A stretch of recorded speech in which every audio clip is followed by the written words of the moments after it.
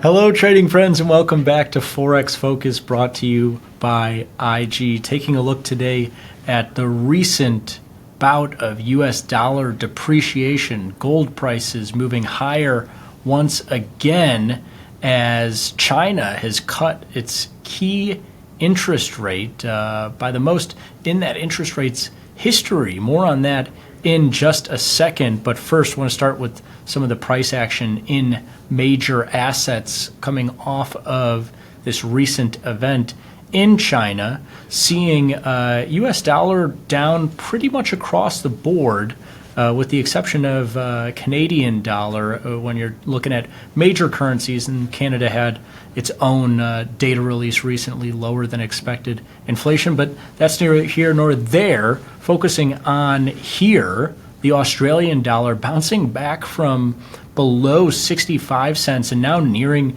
66 cents, as this has been a multi-day rally in Aussie and fall here in US dollar from what were essentially its recent highs, year-to-date highs for dollar against a number of pairs in the Forex world that came right after that higher than expected CPI inflation. You'll remember that came out close to a week ago. And since then, dollar has given back some ground and then some. I mean, you see this Aussie now is eyeing 66 cents and could gain back what it's lost here in 2024 if some of this bearish sentiment on US dollar continues. And we've seen a similar bounce back in gold prices as well. Of course, gold not near its lows like Aussie and some of those major currencies versus USD, but near its recent lows, its year-to-date lows, which have been around $2,000 and now bouncing back near 2050.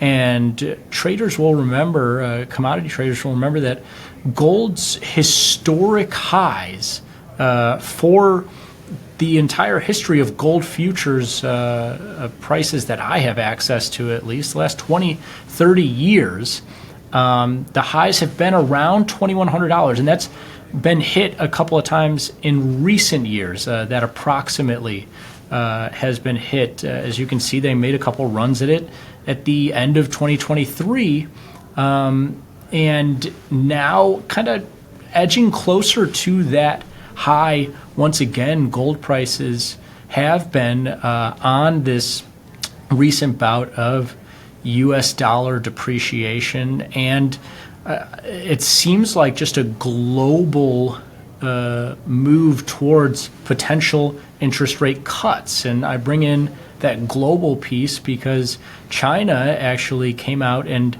cut its 5-year loan prime rate by the most that they have in its history. And now this is a rate benchmark that they've only had for the last handful of years here, but cutting it by 25 basis points, at least the market, global economy is viewing this as potential for a couple of things. One, more rate cuts from China, as their economy has not been doing as well as the US or different parts of Europe.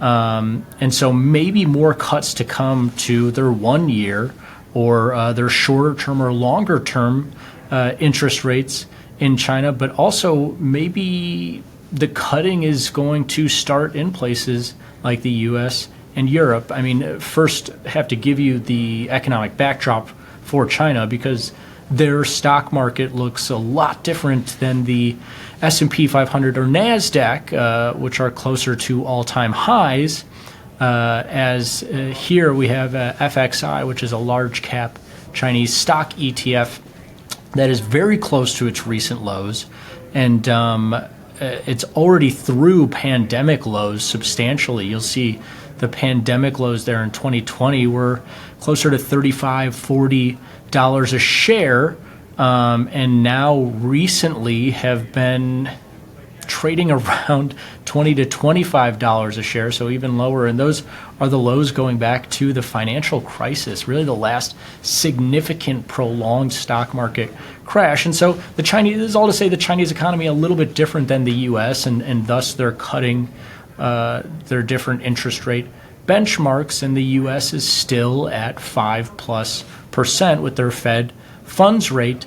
But the part of the reason why we're seeing some U.S. dollar weakness and gold strength is that people thinking this could be an indication that globally rates will be moving lower here, whereas the first couple of months of 2024 has been pretty bullish for that U.S. dollar and U.S. rate market, with the culmination being the CPI inflation data that we got in February, which was 0.2% higher than expected.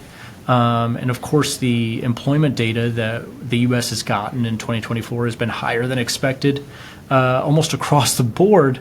But a little bit of reversal here. China probably part of this sentiment. You're seeing here that by the end of this year, still looking at rate cuts in the U.S. to the tune of the greatest likelihood being about 100 basis points lower than where we currently are, currently 5.25%. The highest likelihood for the end of the year, 4.25%.